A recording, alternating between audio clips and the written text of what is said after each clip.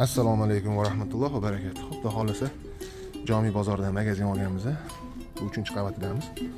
3 qavat 75 kvadratdan. Xudo xolasa polini 100% kafil teramiz. Hamma etajida bu yerda ikkita xona qilib перегород qurib beramiz gips kartondan. Patologlar hammasi gips karton bo'ladi.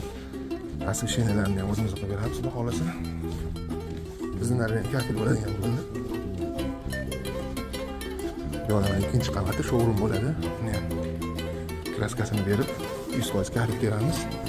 Derazalarga ataplini beramiz. Isitish sistemasi yerda bo'lmaydi, shu tepada tartibli radiatorli bo'ladi.